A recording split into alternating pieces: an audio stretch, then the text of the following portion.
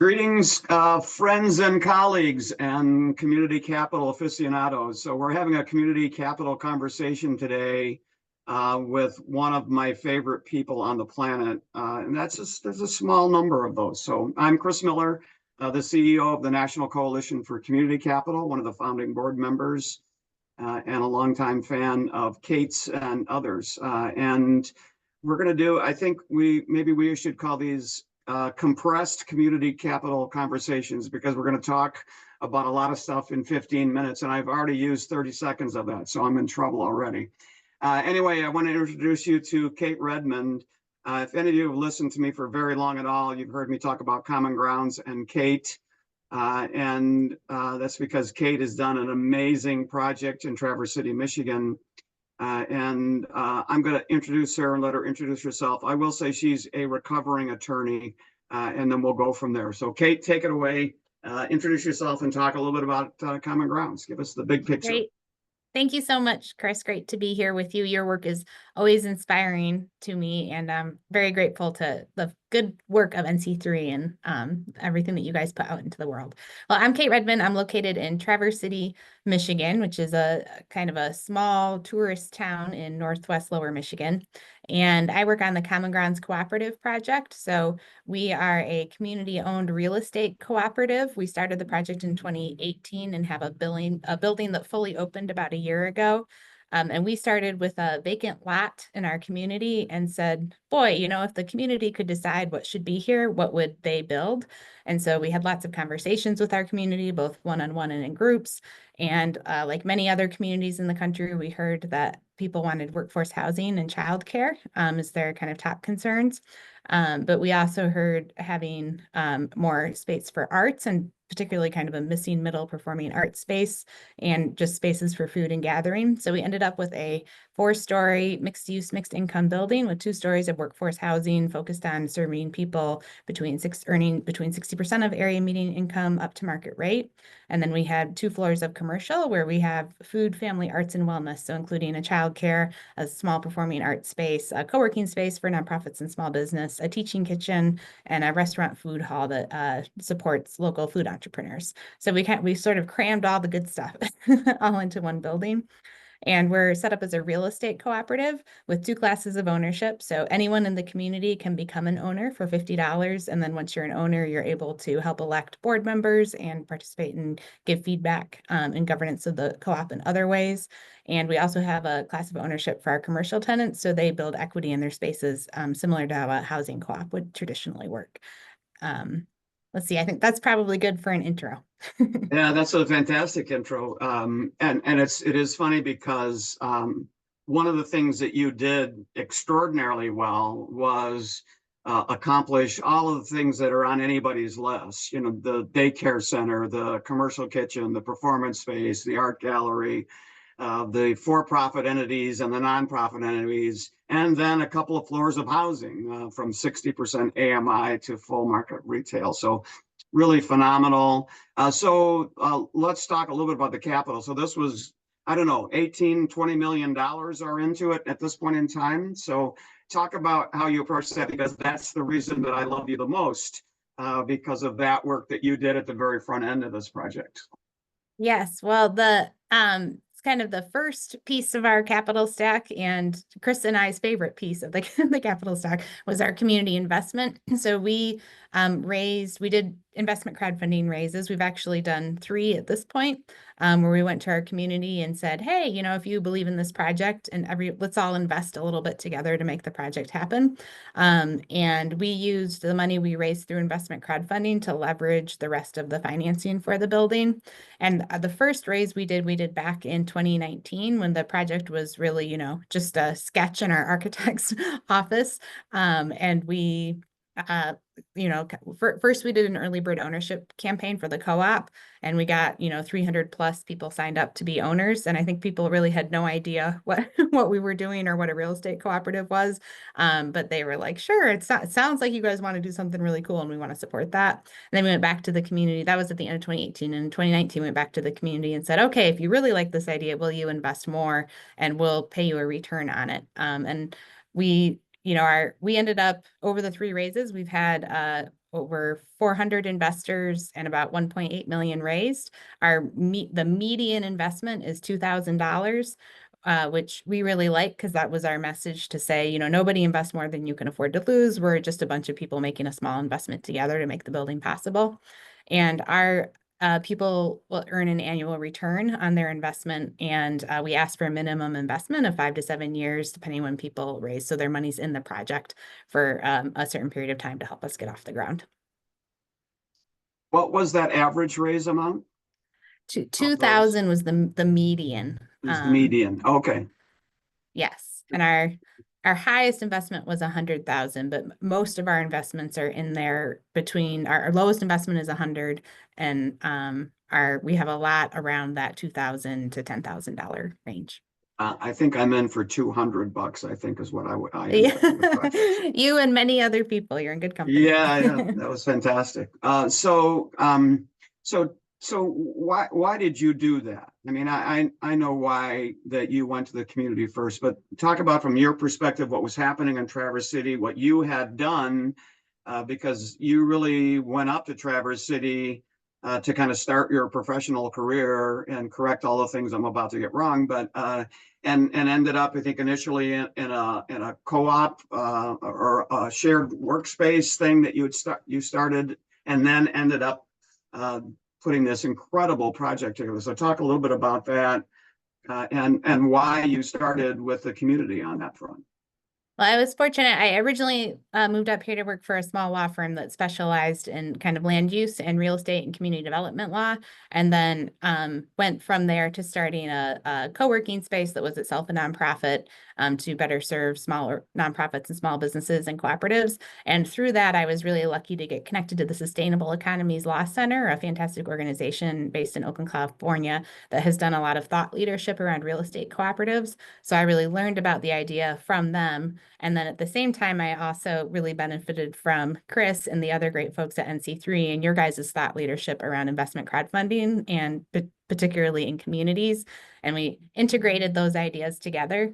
And for us, I think, you know, we have our community with a lot of growth pressure, and a lot of times the people that live here feel like development is happening to them instead of for them. And so it felt really important to build a building with a governance structure where people could trust, like, this is really for us, and this is really long-term going to be what they're saying it's going to be. And the co-op structure, along with the investment crowdfunding, meant that, you know, who are we accountable to? We're accountable to our community members and the investors that put, like any business, we're accountable to our investors, but our investors are a really broad base of community members. And I think we, you know, like any complicated real estate projects, we had up and downs, but at the end of the day, we built exactly what we told people we were going to build at the beginning. And I think the investment crowdfunding really helped make that possible because, you know, maybe we would have been tempted at different points to say, okay, we're going to put in something here that's a little bit easier to get done than a childcare and a performing arts space.